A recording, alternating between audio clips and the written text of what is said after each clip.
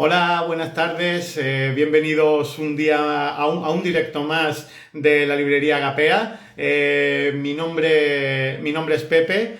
Bueno, ya me conoceréis, me recordaréis de otros directos, pero hoy con el permiso de mi amiga Rocío, de nuestra compañera y amiga Rocío, voy a ser yo quien presente el libro del que a continuación vamos a hablar.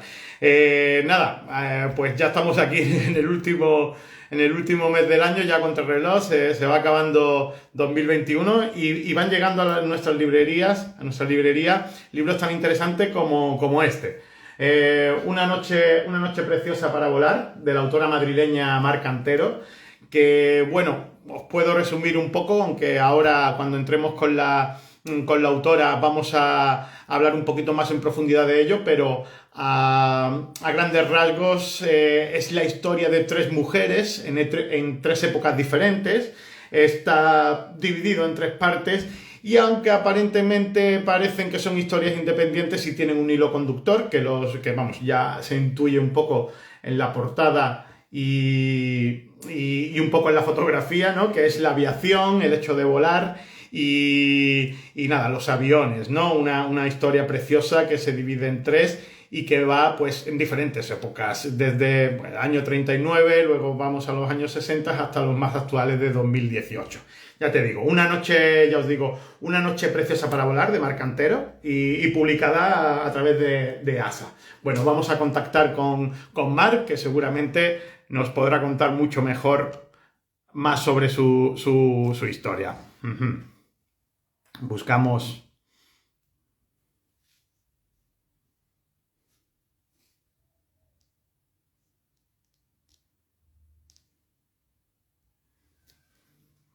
Estamos. Hemos mandado ya la invitación. A ver.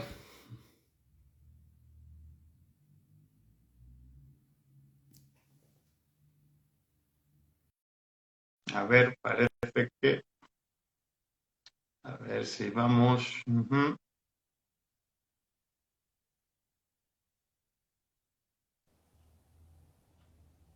Bien. Buenas tardes. Ahí está. Hola, Mar, ¿qué Aquí tal? estoy, sí. Hola, ¿cómo estás? Pues muy bien. Encantada de estar contigo. Bueno, vamos a programar un poquito esto mejor, un segundito, Vale, que parece que los problemas técnicos van llegando. no te, no te oigo. Se te ha bloqueado la imagen. Vale, ahora sí te veo y nos Ahora escuchamos, sí, ¿no? Correctamente. ahora sí, ahora sí. Vale, perfecto. Es que estaban los auriculares un poco desconectados y no me estaba enterando bien. Bueno, pues Mar, encantado. Vale, Mi nombre es Pepe. Nada, encantada, he Pepe. estado presentando un poco, hablando de esta maravillosa historia que hemos leído y que vamos a hablar a continuación.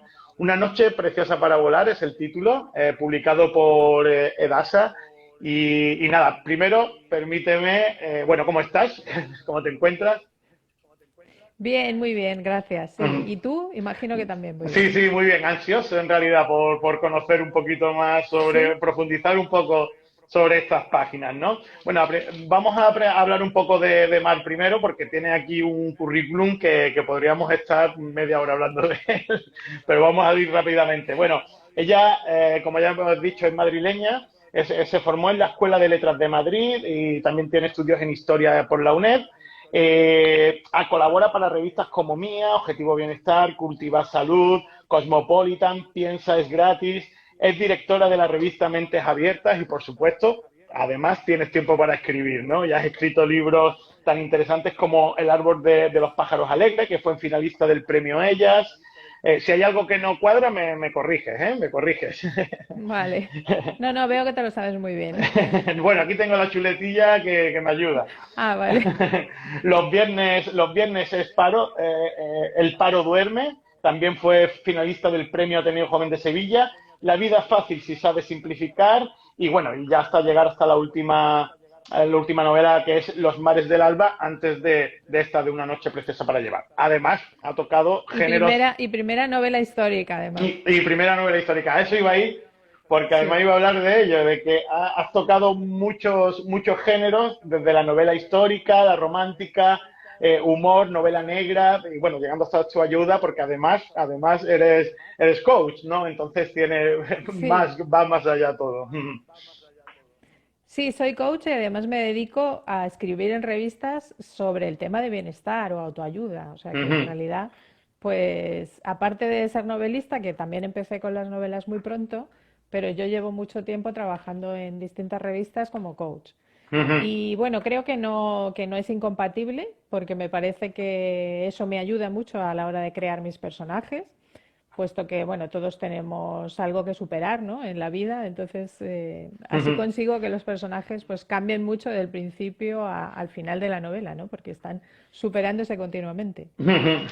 Pues bueno, pues hablando precisamente de haber tocado tantos géneros, yo creo que, bueno, hablamos ya, nos metemos de lleno en esta maravillosa historia. He estado contando un poco a nuestros lectores y a nuestras lectoras que, pues, a grandes rasgos, tampoco quiero profundizar para no destripar mucho. El libro está dividido en tres partes, que son la vida o sea, son tres mujeres de diferentes épocas con un hilo conductor ahí que no es solo la aviación, porque conforme se va leyendo, se van devorándose estas páginas, te vas dando cuenta de que hay mucho más allá, ¿no?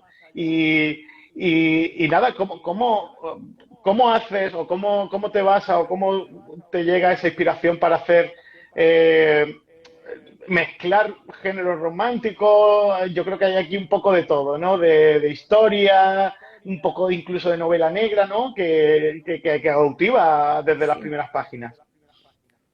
Sí, bueno, la verdad es que como yo había escrito romántica también, pues bueno, creo que lo de meter historias de amor en mi caso es un poco inevitable. Aparte, bueno, es lo que también es el motor de la vida, ¿no? También es lo que tenemos todos en nuestra vida, entonces creo que es bastante importante, ¿no? Hablar del amor. Pero bueno, en este caso yo estaba relacionada con el tema de la aviación a través de mi madre, porque mi madre había trabajado en la Escuela de Cuatro Vientos en Madrid como secretaria de pilotos militares, ¿no? Entonces, bueno, tenía algunas anécdotas que ella me había contado y demás, pero bueno, el tema se quedaba ahí, porque a mí tampoco me gusta mucho volar, no creas, o sea que no tenía mucho que ver conmigo, ¿no? Pero bueno, curiosamente pasaron los años y resulta que al final he tenido un hijastro que ha salido piloto, o sea que es muy curioso que al final la vida me va llevando al tema de la aviación. Pero bueno, en realidad yo empecé escribiendo tres historias porque quería que se viera la lucha de estas mujeres en distintas épocas de la historia de España, puesto que conocía que había habido mujeres en la época sobre todo, ¿no? Entre la Guerra Civil y la Segunda Guerra Mundial que habían participado incluso en la Segunda Guerra Mundial, ¿no? Entonces yo creía que era una historia que había que dar a conocer. Pero cuando empecé a documentarme me di cuenta de que en otras décadas posteriores había sido incluso más difícil aún el tema de ser piloto. Porque, por ejemplo, en la década de los 60 lo único que podías aspirar era ser azafata. Era bastante difícil que te aceptaran ser piloto. Aún así, hubo una mujer que lo consiguió con muchísimos obstáculos y bueno, yo lo que quería dar a conocer un poco era eso, los obstáculos que ellas habían tenido que pasar. Pero claro, no quería que fueran tres historias sueltas, ajenas una a la otra, ¿no? Entonces al final todo se fue conformando para relacionarlas de alguna manera y bueno, el resultado es el que tienes. Sí, bueno, las tres protagonistas, que vamos a decir sus nombres, eh, lo más bonito, o por lo menos lo que me ha llamado a mí mucho la atención, es tanto como Laia, perdón, Laia, Laia, sí, Abigail y Charlotte, tres mujeres, una que vive el final de la Guerra Civil, los inicios de la Segunda Guerra Mundial, la segunda pues ya más en los años 60, se mezcla más con el movimiento hippie, y ya llegamos a Charlotte, que es la última de las protagonistas de la historia, que ya en una época más actual, ¿no? Donde ya la mujer pues ya sí, lo de ser piloto no es tan raro, ¿no? Antes se luchaba mucho más, sí. es lo que yo noto, por ejemplo, en las dos primeras historias, que se lucha más contra la cultura que existía, donde la mujer efectivamente, como venías comentando, pues no tenía el protagonismo que se merecía o no le daban el protagonismo que era real de esa época. Claro, la tercera historia en realidad Charlotte no se encuentra, digamos, con ese tipo de problemas. Sí que es cierto, después yo he hablado con pilotos, mujeres piloto actuales, que sí que es cierto que han tenido algún problema con sus compañeros, que bueno, ha habido un poquito a lo mejor de machismo y demás, pero claro, no es igual que antes. Ahora perfectamente puedes hacer tu carrera de piloto y ser comandante y no hay ningún problema. Entonces a Charlotte, digamos que le tuve que poner problemas adicionales, ¿no? Obstáculos diferentes, pero que se relacionaran también siempre, ¿no? Con el tema de la aviación. Eso es la verdad. Y en las épocas anteriores, pues bueno, estaba clarísimo. En la primera era dificilísimo, porque además era muy caro, sigue siendo muy caro ahora, pero entonces pues prácticamente cada clase costaba lo que era una peseta entonces, que era un montón, y tenían que pagárselo ellas porque además tenían que estar a escondidas de sus familias normalmente, porque claro, nadie se iba a tomar en serio que hicieran eso. Y en la segunda parte, pues ya te digo, en la década de los 60 es que era prácticamente imposible, porque como estábamos aquí en una dictadura, pues la mujer siempre estaba relegada a un segundo plano, ¿no? Entonces era muy, muy difícil, la verdad. Bueno, el objetivo un poco de basarte en esas tres épocas es para un poco también visualizar un poco la situación que vivían no solo las mujeres que querían ser pilotos, sino cualquier mujer, ¿no? Eh, por Sí, ejemplo, Laia pues explica cómo sus amigas quieren determinadas cosas. En el caso de Abigail también, ¿no? Sus amigas pues quieren buscar su novio, quieren buscar su sitio, pero que sea en casa y sí, tal. Pero no, son mujeres que son aventureras, que quieren vivir, que quieren ser dueñas de su propio destino, ¿no? Y me parece súper sí. interesante basarlo ahí, ¿no? ¿Te ha pasado, o sea, has elegido esas épocas aposta para que la generación actual, si lee, vea de dónde venimos, ¿no? Desde un prisma de historia contemporánea cercano. Sí, sobre todo la primera historia, bueno, la elegí porque realmente cuando me documenté fue en esa época en la que empezaron las primeras mujeres piloto en España. Sobre todo estas que te comento que participaron en la Segunda Guerra Mundial y demás. La segunda década sí que la elegí por un tema personal, porque bueno, es la época en la que mi madre estuvo trabajando ahí y bueno, todas sus anécdotas y demás, la verdad es que algunas las he metido en la historia. Eran de esa época. Entonces, curiosamente, fue una época que también hubo muchísima transición social. Entonces, he querido poner además justamente los años en los que, bueno, se hicieron cosas como, bueno, pues como ir a la luna, por ejemplo, ¿no? Que tiene mucho que ver con volar y que era algo como algo que ellas miraban y que era, bueno, que había sido un imposible hasta ese momento, ¿no? Entonces esas dos décadas me llamaban mucho la atención por estos motivos. La última sí que es que quería poner algo de los pilotos actuales, porque realmente están haciendo un trabajo también muy importante y que se conoce muy poco. Eso también es cierto. Ujú. Claro, el tema ese de épocas, además, es que me resulta curioso porque, mira, son épocas en las que bueno, empieza la dictadura, años 40. En los años 60, pues ya empieza un poco la liberación de la mujer, ¿no? El movimiento hippie, ¿no? El movimiento Sí. feminista empieza a tomar como mucha fuerza. Y claro, es verdad que al final son épocas que históricamente que me ayudan, o sea, aunque por lo menos a mí me ha pasado cuando hablas en la segunda historia sobre el movimiento hippie, pues me ha llegado a tirar un poquito de los libros de historia, ¿no? Y echar un vistazo con esos emblemas que salían de seamos realistas, pidamos lo imposible, ¿no? También como ella Sí. viaja a Ibiza, ¿no? Ese paraíso hippie por entonces y que tanto encanto tiene. Sí, porque nosotros conocemos Ibiza ya, pues digamos la última parte, ¿no? Que es completamente distinta, pero en realidad Ibiza cuando empezaba, pues fue así. Unos cuantos hippies llegaron allí de distintas partes del mundo y a pesar de que, bueno, los lugareños entonces los veían como seres extraños, pues los aceptaron y se quedaron allí y cada vez fue más gente, ¿no? De distintos lugares. Entonces, lo que yo quería resaltar un poco es que pese a la sociedad, digamos, que había bueno, pues en la península, ¿no? Que era donde, digamos que en Madrid, en Barcelona, etcétera, sobre todo en las ciudades, pero en los pueblos también, que digamos que estaba ya la dictadura completamente implantada y la sociedad era muy machista, digamos que en Ibiza, que también lo era, llegan estas personas como si vinieran de otro mundo o fueran extraterrestres y le dan un poco la vuelta a todo. Entonces las chicas que aparecían por allí, como le pasa a Abigail, pues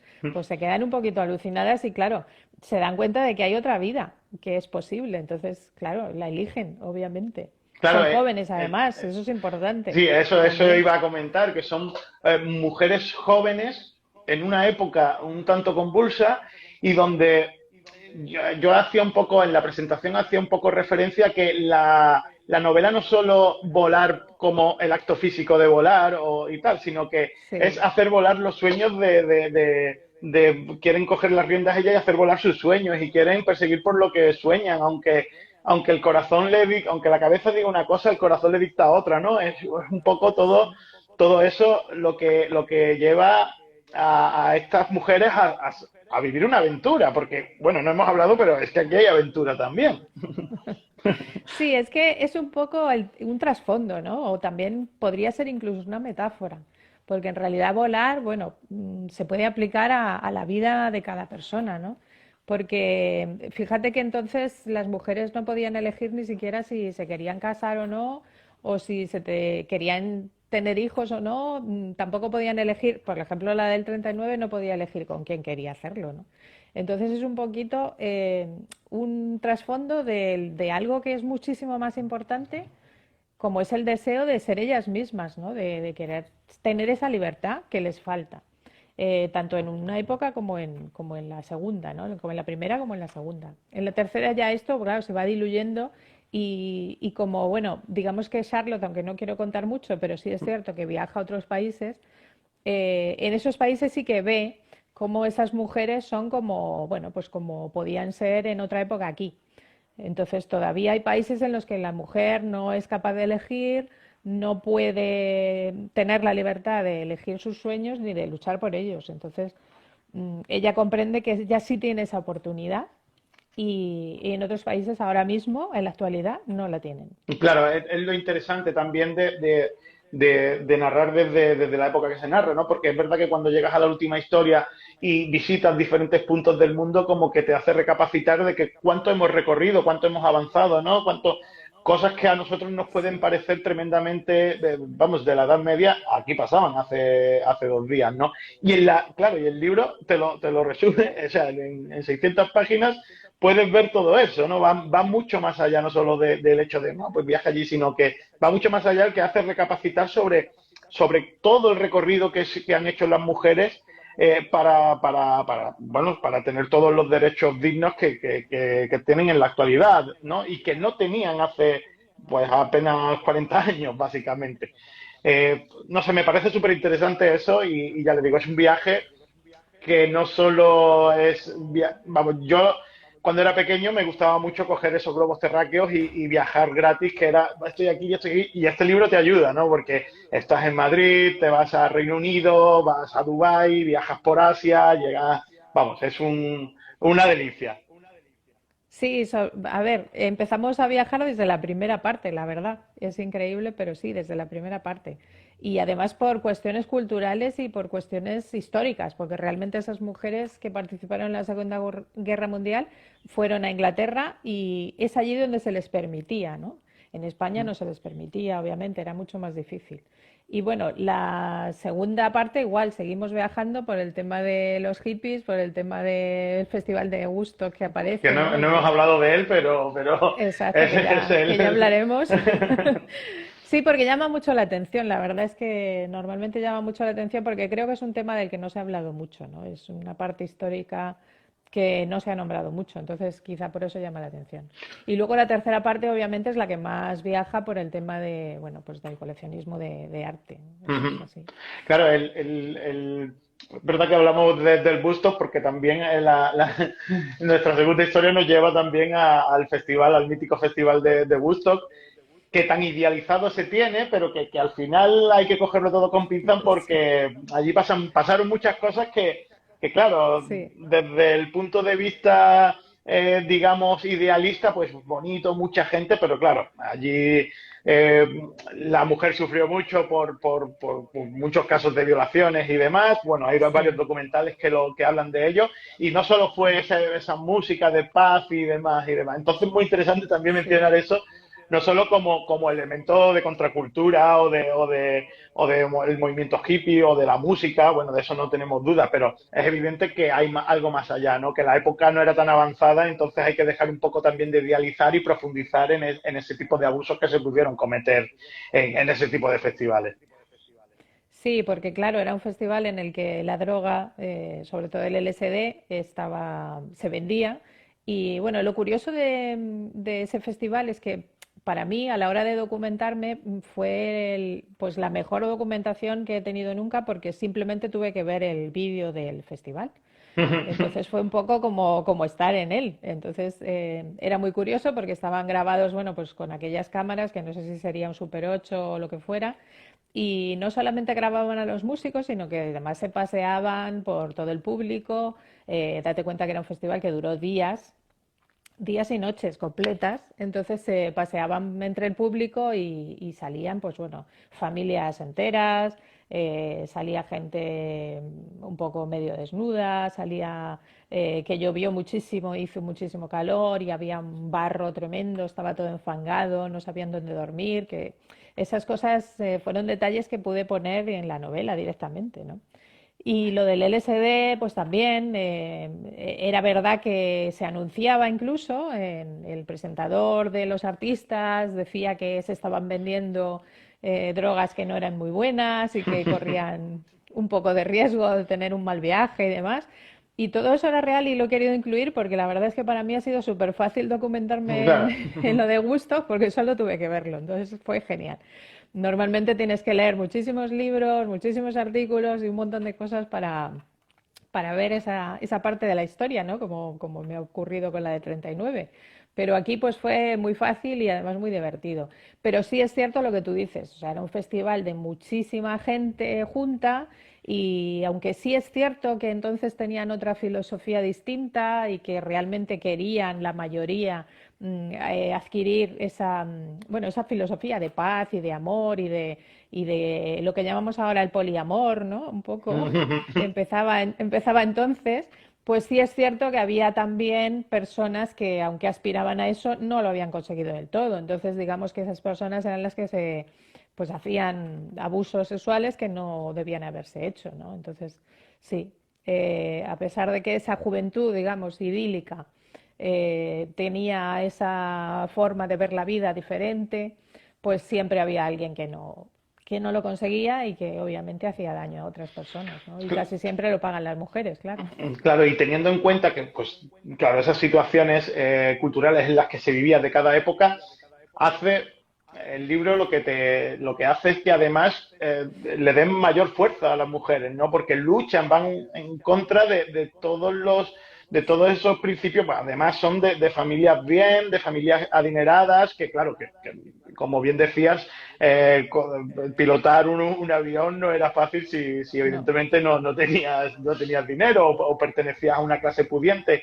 Y claro, vienen de familias que tradicionales, bien, que tiene de matrimonios por conveniencia, ¿no? Para preservar, pues, herencias y demás, ¿no? Y cómo eso hace que sean más fuertes, porque tienen que luchar contra todo eso, ¿no? Mucho más allá.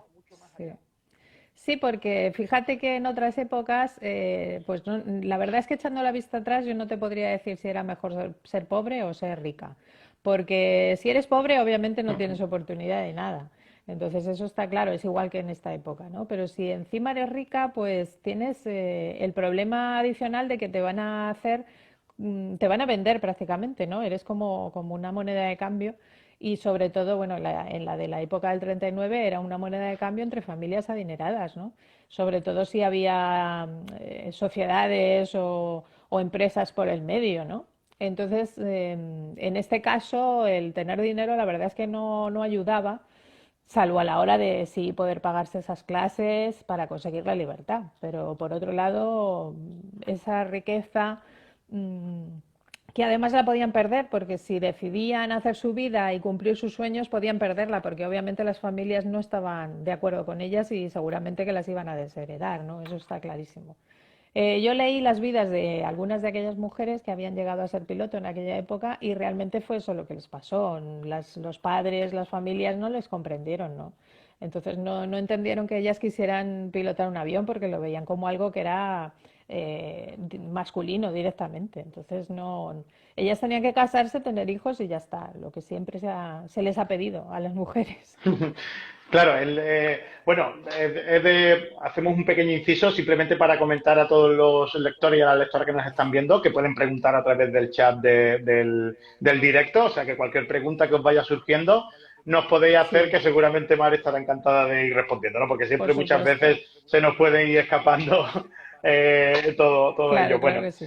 pues nada, que sí, que íbamos hablando de eso, de cómo todas estas protagonistas, como bien dices, que era peor, ¿no? Si ya tenías como la vida la tenías predestinada porque te obligaban a hacer ciertas cosas. Y claro, cuando luchas contra todo eso, y en el caso de cada una de ellas viaja a lugares o va a sitios donde las cosas diferentes, que se dan cuenta de cómo esa apertura de mente, ¿no? Que siempre, no sé quién decía, ¿no? Que el que lee mucho y anda mucho, ve mucho y vive mucho, ¿no? O algo así, decía Cervantes, creo.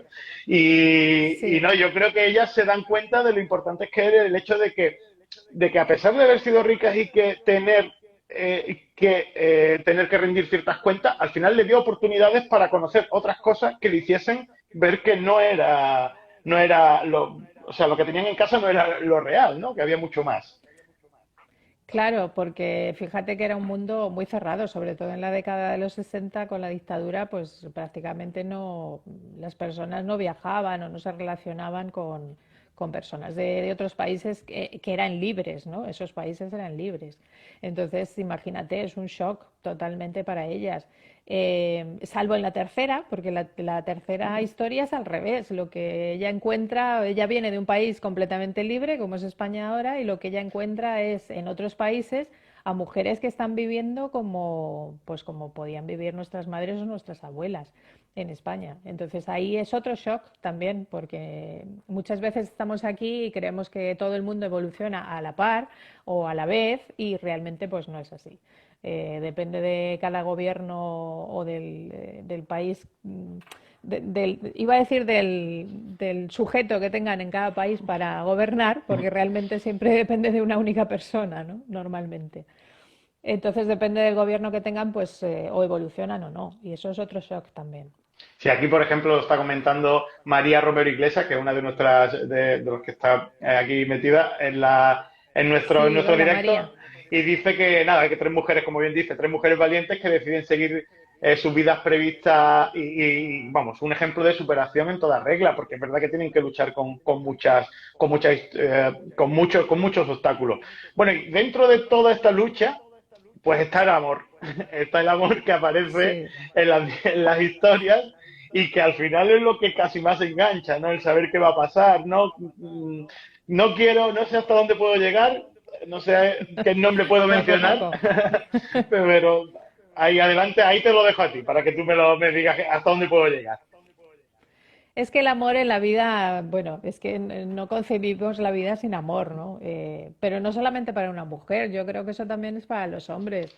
En realidad, toda la vida se basa en eso, en el amor, es el motor de la vida.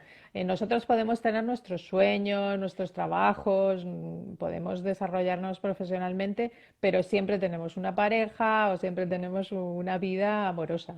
Entonces, eso no lo podía obviar y aparte tenía que ser amores eh, fuertes o amores por los que se pudiera luchar, ¿no? Porque realmente ellas iban a luchar no solo por ellas mismas, sino por esa vida que querían conseguir, que era diferente a la que tenían. Entonces ahí estaba incluido el amor, ¿no? Pero claro, sería un amor diferente a lo que ellas, a lo que les habían planeado para ellas o a lo que ellas habían sospechado siempre, ¿no? Entonces el amor es que no lo podía obviar. Aparte, bueno, a mí me parece importante siempre sacar el amor en mis novelas. Yo creo que eso es de formación profesional, pero aparte de que siempre haya algo que superar para las protagonistas de mis historias, creo que el amor también es que es inevitable, está en la vida de todos. Dice Ali Jungle que el amor que nunca falte, nos comenta por aquí, Exacto, exacto. el amor que nunca falte. Exacto, y además el amor verdadero, porque muchas veces se confunde, ¿no? Y bueno, creemos que estamos enamorados y luego nos damos cuenta de que eso no era amor. Eso también lo he querido resaltar en alguna de las historias y creo que es interesante también. Sí, efectivamente, es la forma, o sea, como te presentan el amor, ¿no? Que cuando te dice Tu familia, ¿no? El amor es que tienes que estar en casa, tienes que cuidar de tu marido, tienes que hacer que esté contento, ¿no? Y claro, cuando van conociendo cosas nuevas, se van dando cuenta de que no, el amor no es eso. Eso no No, me, desde luego. eso no me despierta a mí mariposas en el estómago, eso no. No, entonces Exacto. un poco lo que al final, el hecho de que puedan vivir tantas cosas diferentes es lo que le hace alejarse de esa tradición vamos, tan esclava, diríamoslo así, porque al final se sienten como esclavos.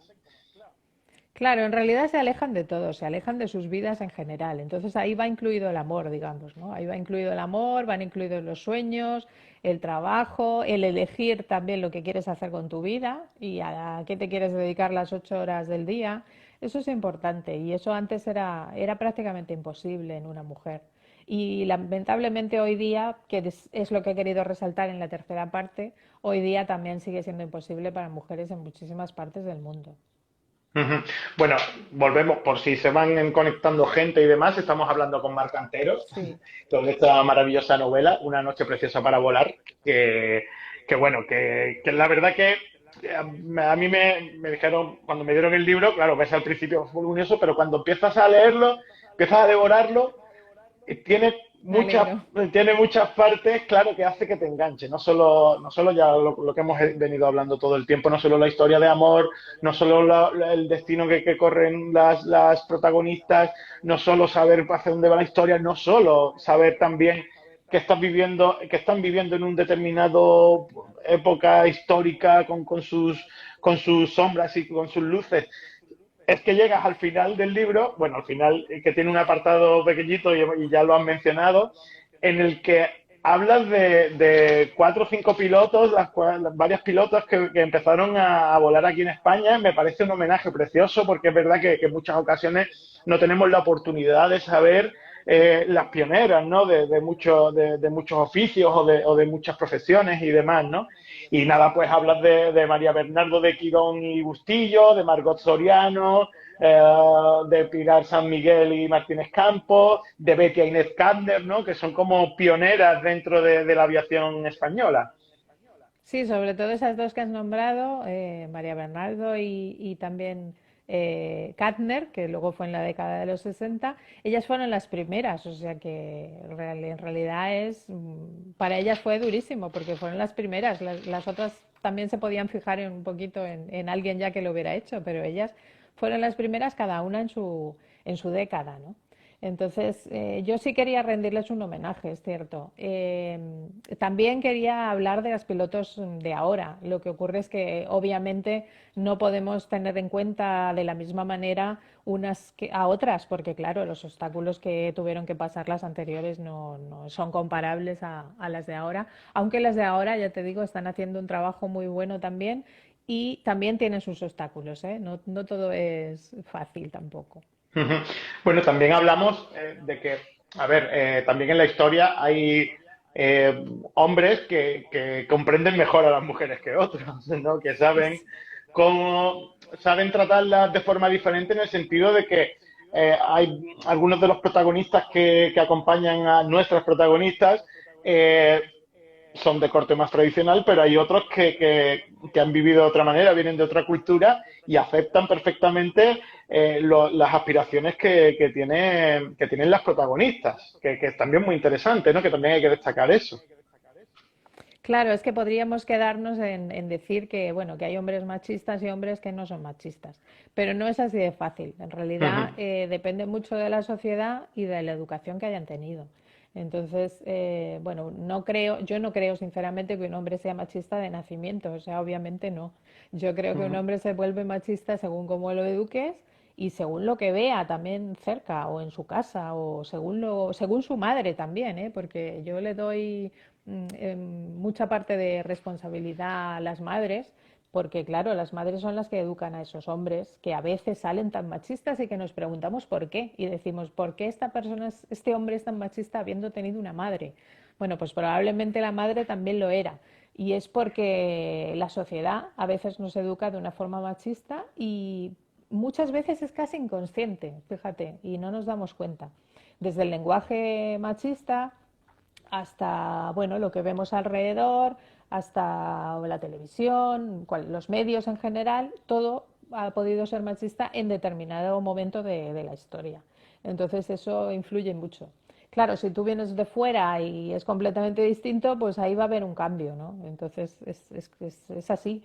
No, realmente no creo que haya hombres machistas y otros que no. Sí, creo que es la educación y la cultura que tienen cada uno. Sí, es un poco pues lo que hablamos siempre, ¿no? Esos micromachismos que a priori parece que no Sí, son dañinos, que al final son risas que te puedes echar, ¿no? Pero al final eso va calando y eso forma parte de de la idiosincrasia de una sociedad que puede ser machista, vamos, precisamente por eso, porque exacto, cree que ese tipo de comentarios no son dañinos. Entonces ya está ahí el primer síntoma de no saber que ya está ahí. efectivamente eso puede hacer daño a una persona, a una mujer en este caso. Pues la verdad Exacto. que es muy interesante eso también porque haces que conforme vas leyéndolo te pongas te hagas fan de alguien o te pongas de parte de alguien, ¿no? Yo soy muy de ir leyendo algo, ¿no? Y de ponerme de parte de alguien, no tengo eso de quiero ponerme de parte de alguien. Y claro, a Y pesar, de quién eras fan? bueno, no puedo decir, no me gustaría Ah, decirlo, vale, vale, vale, pero me gustan ciertos personajes que, bueno, supongo que sabrás a quién me refiero, como supongo. que hace que, bueno, que hace que una, en este caso, algunas protagonistas, pues haga que merezca la pena ir a luchar por su sueño, buscar algo que está buscando, no encontrarlo y nada, y que sea todo pues lo que siempre quiso ella, ¿no? Que nadie le narre y que además le apoyen, ¿no? Tienes que hacerlo, vas a hacerlo, ven conmigo, vamos a ayudar a esto. Y bueno, y en algo bueno, es que yo, imagínate, estamos en la época actual, pues poder volar para mí sería imposible, porque a ver quién le pide un avión Claro. ahora. Pero es verdad Sí, sí, que, totalmente. claro, cuando estás en esa época tienes la oportunidad, y bien cuando nos has dicho de que ciertas historias van basadas porque familiares tuyos han trabajado y tal, es verdad que pues, ahí hay un mundo que la mayoría de los mortales desconocemos, ¿no? Porque no tenemos la oportunidad de poder entrar a bases aéreas a ver qué ambiente se vive allí, porque claro, hay trabajadores, hay aviadores y al final forma parte de una familia, ¿no? Claro, es un mundo aparte. Yo sí tenía algunas anécdotas de mi madre, pero claro, también tienes que tener en cuenta que dependiendo de la época de la novela, la protagonista tiene una edad diferente. Y Ujú. por ejemplo, en la primera es muy jovencita, claro, porque entonces una mujer, bueno, pues se hacía adulta muy pronto. En la siguiente ya la edad va subiendo un poco, ya son más de 25 años y sigue para adelante. Entonces ya ahí se nota que la sociedad ha cambiado, ¿no? Sobre todo para una mujer, pero en general, había cambiado en general. Y luego ya la última tiene más de 40, lo que significa que ya hoy día, como dicen, ¿no? Los 40 de ahora son los 30 de antes, pues ha cambiado completamente ese tema, ¿no? Entonces también hay que tener un poco en cuenta eso, que eran mentes jóvenes, digamos, en épocas muy duras y que no estaban hechas, que su vida, que realmente llegaban adultas por la edad, pero nada más, ¿no? Realmente hoy día no las consideraríamos a lo mejor adultas, ¿no? Claro, eso yo me refería, porque ya desde muy joven, ¿no? Apenas siendo una niña, Sí, el hecho de que tenga que saber que irse a estudiar fuera, de que vuelva, de que ha vivido mucho, ¿no? La edad que sí. tiene, vamos, después de volver bueno, al principio de la historia, cuando se reencuentra con su familia, es como muy niña, ¿no? Pero es verdad que ya ha vivido mucho, ¿no? Y eso, pues claro, yo creo que hace madurar mucho más a una persona, en este caso a los protagonistas. Claro, eso es lo que pasa con personas que han vivido épocas en las que ha habido una guerra. Normalmente cambia mucho a las personas que no la hemos vivido. Es que es un mundo totalmente distinto. En el caso de Laia también es histórico eso de ir al colegio y demás, porque muchas familias ricas en aquel entonces lo que hacían era sacar a sus niños del país para que no tuvieran que sufrir los estragos de la guerra, ¿no? Pero el problema con el que se encontraban es que a la hora de recuperarlos, muchos no quisieron traerlos inmediatamente después de haber acabado la guerra, pues porque no sabían cómo estaba el país, cómo iba a ir, recién acababa de terminar, entonces era un poco complicado. Y como los habían llevado a Francia, porque normalmente se estudiaban en colegios franceses y el idioma que se aprendía entonces era el francés, no era el inglés como ahora, pues se encontraban luego con el problema de que si no los habían traído, se les venía encima otra guerra. Y se les venía además una invasión alemana en Francia. Entonces imagínate el problemón con el que se encontraban. Y ese era otro hecho histórico que también he querido dar a conocer, porque tampoco se sabe mucho de eso, pero realmente pasó, pasó. Ujú. Y bueno, y otra cosa también muy destacable, que bueno, como ya hemos hablado del gusto, pero también de que la música, ¿no? La música tiene un hilo conductor muy importante dentro de la novela también. Hay un trompetista, está el Festival del Gusto, está, ¿no? Forma parte un poco de esos, digamos, entre paréntesis, hippies, ¿no? Porque eran, claro, los músicos al final eran más bohemios, ¿no? Vivían una vida más menos tradicional, ¿no? Moviéndose de un sitio a otro. Claro, y eso te hacía, claro, las mentes que son creativas, ¿no? Al final, pues son las más propensas a soñar y además las más abiertas. También, aparte es que la música pues pasa un poco como con el amor. La música forma parte de nuestra vida y desde que ha habido la posibilidad de que se ha podido grabar en alguna forma la música, como es en la primera parte, ¿no? Que ya podían utilizar las gramolas y demás, ya tenían eso, pues desde ese momento hemos tenido la música en las casas y en las vidas de las personas, ¿no? Con la radio también pasaba eso, ¿no? Entonces, eso eran cosas que antes era mucho más difícil, porque antes tenía que tener un instrumento que valía muchísimo dinero y tener a alguien que supiera tocarlo, además. Pero después poder meter la música en tu casa sin tener que hacer esos desembolsos económicos, pues era una maravilla, ¿no? Entonces, la música está relacionada con todos nosotros desde hace muchísimo tiempo. Y otra cosa que he hecho para acompañar a la novela ha sido una playlist en Spotify con todas esas canciones que aparecen en la novela y con otras canciones que a mí me ayudaron a inspirarme mientras la escribía. Así que aprovecho aquí para Aprovecha, decirlo aprovecha, sí. Y además, para ¿cómo si se llama la alguien... lista? Supongo que será el nombre del libro, ¿no?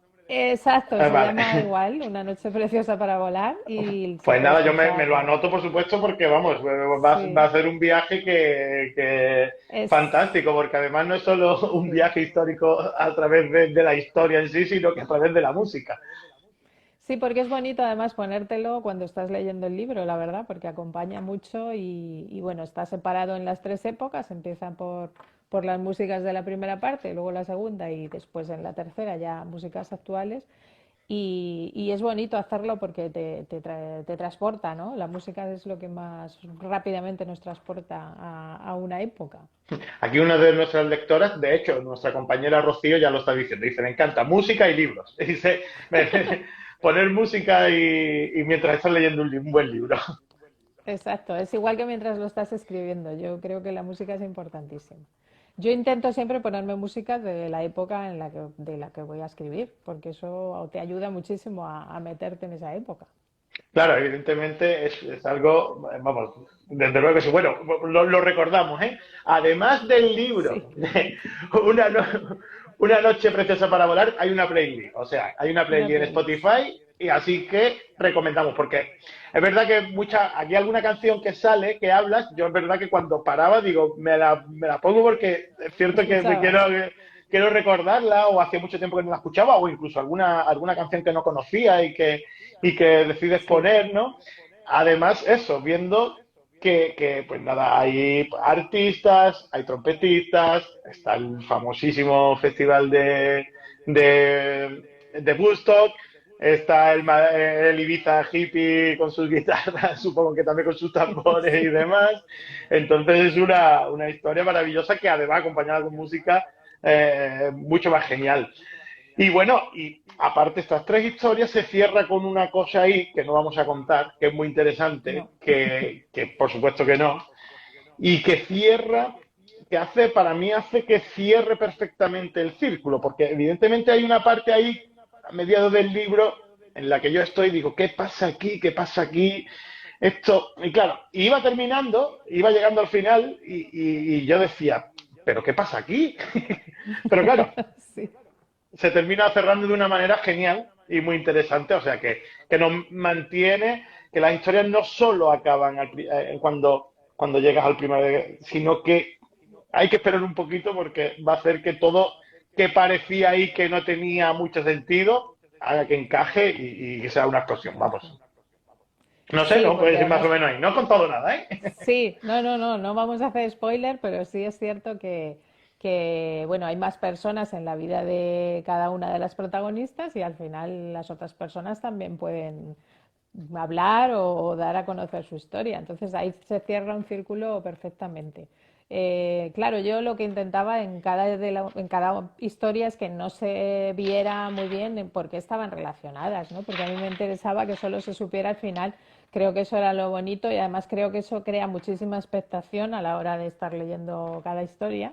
Porque mientras tanto cada lector ya me ha dicho más de uno, me ha dicho, ah, pero yo pensaba que era esto, yo me imaginaba que era lo otro y tal. Entonces empiezan a sospechar cosas, pero al final, pues hasta que no leen todo, no lo saben. Y la verdad es que se sorprenden.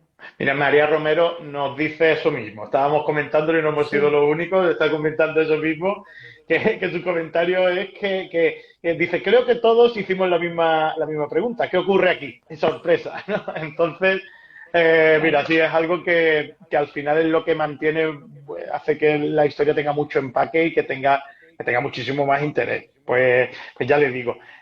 Bueno, ¿y tienes pensado seguir un poquito más por estos derroteros para próximos libros o de momento vamos a aparcar un poco el hecho de volar o del hecho de que o vamos ahora a centrarnos en otras mujeres que con más fuerza o con otro tipo de mujeres en fuerza de otras profesiones o algo?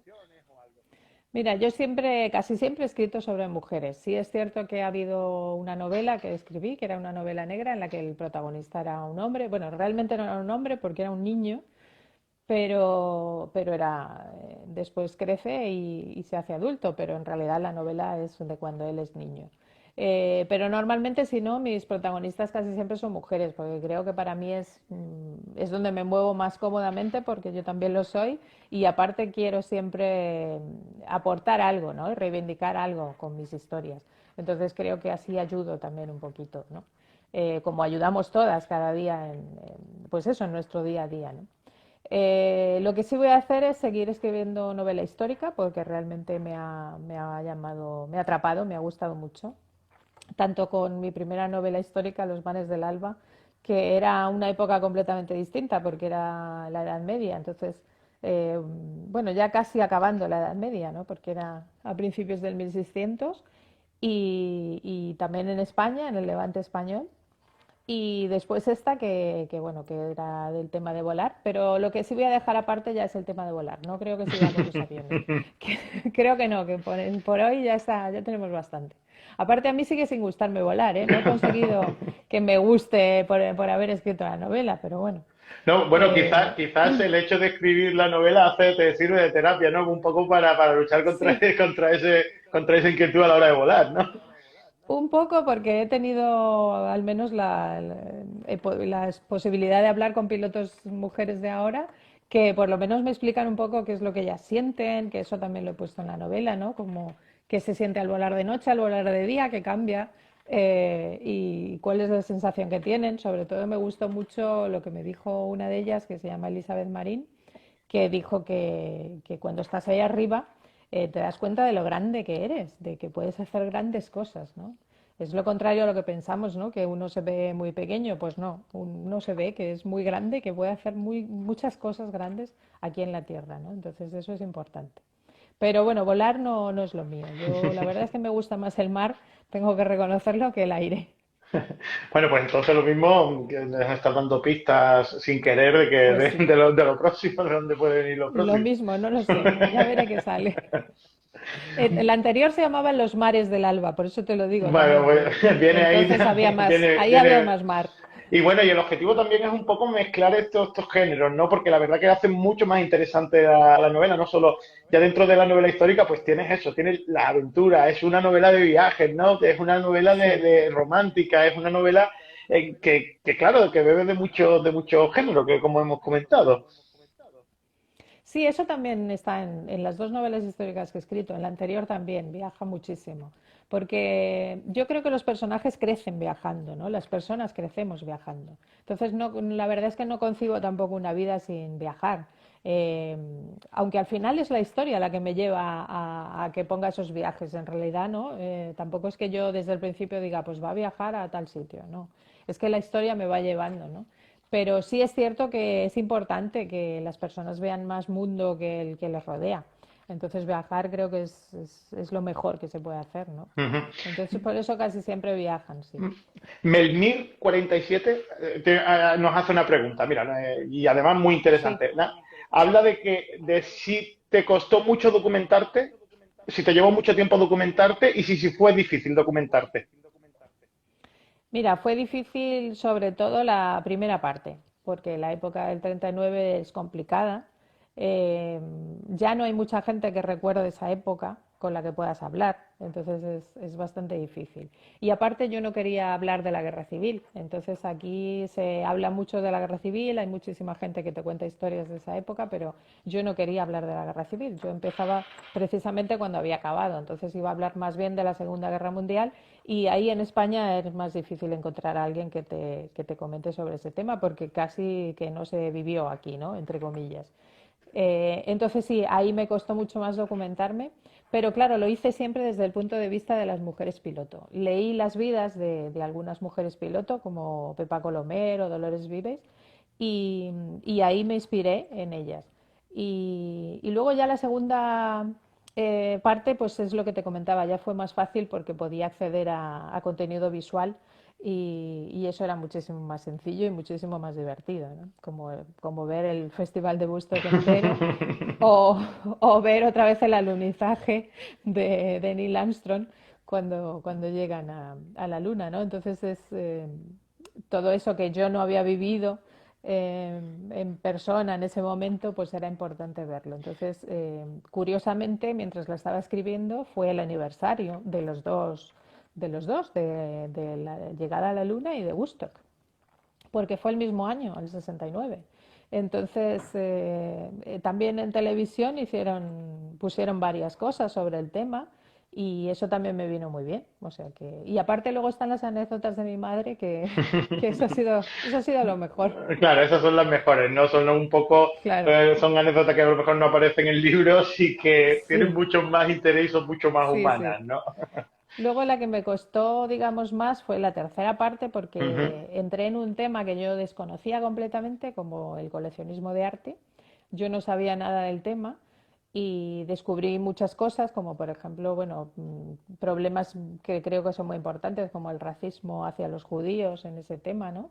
Que, que lo pongo en la novela, ¿no? Que incluso se tienen que cambiar el nombre a veces para poder trabajar y demás. Y ahí fue muy, muy interesante. La verdad que eso me gustó muchísimo. Aprendí muchísimo documentándome sobre el coleccionismo de arte y fue muy bonito.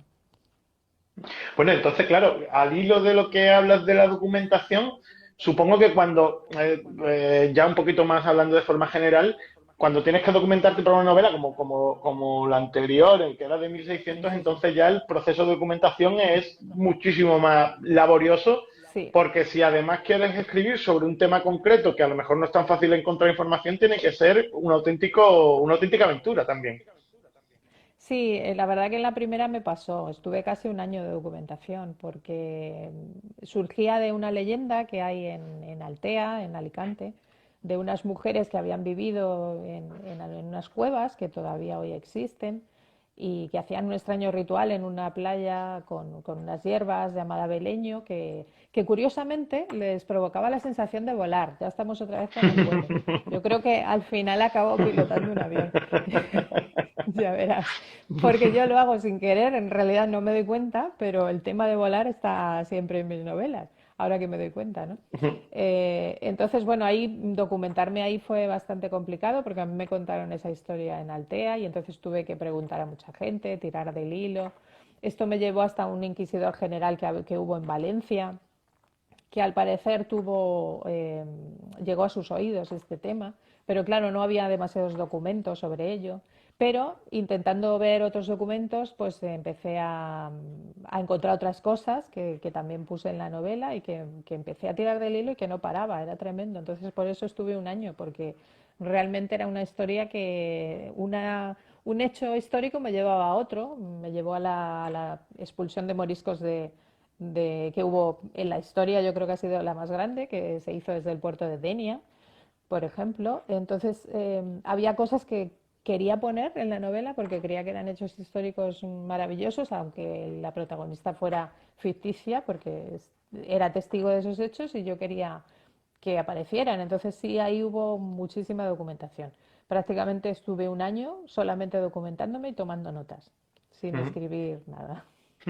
Claro, bueno, y supongo que también ya la curiosidad, a mí me entra un poco de curiosidad cuando empiezas a investigar en toda esa, supongo que tienes una idea preconcebida sobre algo y que al final a lo mejor el documentarte hace que cambies totalmente de idea, ¿no? O que el Sí. objetivo de querías llevar la historia por un lado y haces que tengas que cambiarla porque no coincide históricamente, no puede ir así, ¿no? Supongo que todo esto pasará, ¿no? Sí, eso pasa, eso a veces pasa, pero también pasa a veces al contrario. Por ejemplo, yo quería buscar en la segunda parte un sitio en el que se hiciera surf y hubiera bastantes surfistas y demás fuera de España y yo no tenía ni idea y la verdad es que curiosamente me llevó el tema a Melbourne sin tener yo ni idea de Melbourne, ni conocer el sitio, ni saber nada y fue prácticamente como un poco mágico el hecho, ¿no? Que yo ya había pensado ponerlo ahí y de repente me entero de que es un lugar que se hacían competiciones de surf y demás. Entonces hay veces que parece que una mano te va llevando porque no sabes muy bien por qué, pero piensas en algo y luego resulta que es real. Entonces es muy curioso eso. El proceso de documentación para mí es de los más bonitos, porque la verdad que te sorprende muchísimas veces. Incluso te dará ideas para crear nuevos personajes o nuevas novelas, ¿no? O nuevas Eso, historias, ¿no? Aparte. sí, eso es lo malo, que empiezas a tomar notas y no paras. Y es verdad, tiras del hilo y una historia te lleva a otra y querrías escribirlas todas, pero bueno, al final tienes que elegir Al y final tienes que desechar. elegir y Sí, decidir, no, mira, vamos a centrarnos aquí, ¿no? sí, sí, exactamente. Tienes que desechar algunas, sí, claro. Bueno, Mar, pues nada, vamos a recomendarlo una vez más. Una noche preciosa para volar. Vamos a ir poniendo fin a esta charla tan interesante. A mí me ha encantado el Muy libro, bien. me ha encantado la charla, por supuesto, porque A siempre mí también. cuando lees un libro y después tienes la oportunidad de hablar con la persona que lo ha escrito, como que el libro toma el doble de la dimensión, ¿no? Porque te pones un poco en la situación de la persona que lo ha terminado pariéndolo, digámoslo así, ¿no? Porque al final esto es como un niño que Como poco un a parto, poco. exactamente. Pues nada, mira, vamos a recomendarlo. Una noche preciosa para volar de DASA, la podéis conseguir en nuestra página, mandamos a toda España, mandamos a internacional, así que todos los lectores y las lectoras podéis entrar y echarle un vistacito. Ya te digo, una noche preciosa para volar. Una historia de tres mujeres súper fuertes, súper interesantes, ¿no? Cuéntanos, ¿cómo me lo venderías? Con mucha aventura, además, como habías dicho tú antes, que eso me pareció muy bonito y es verdad. No es una novela de aventuras, pero sí que viven su aventura cada una, su aventura personal y creo que eso es importante para todas nosotras porque todos vivimos nuestra propia aventura personal. Creo que Pues, sí. pues Mar, lo dicho, encantado, ha sido un placer conocerte. Igualmente. Esperemos que pronto puedas venir por Málaga y a ver si nos lo puedes firmar. Ojalá, me Que vengan encantaría. muchos libros más y nada, en Málaga tienes tu casa, en Agapea tienes tu casa y nada, cualquier cosa, pues aquí nos tienes. Ya os digo, a nuestros lectores y a nuestras lectoras, por favor, leer esta maravilla, que os vaya a divertir mucho, vaya a viajar mucho y hay mucha aventura también, que me gusta sobre todo eso, aventura, amor y viajes, y historia, por Y de supuesto. altos vuelos, Y de eso. altos vuelos, y de altos vuelos. Bueno, Mar, pues Pues encantado una muchísimas vez más. gracias. Muchas gracias y a seguir bien. Hasta la Encantada. vista. Hasta la vista, chao. Chao.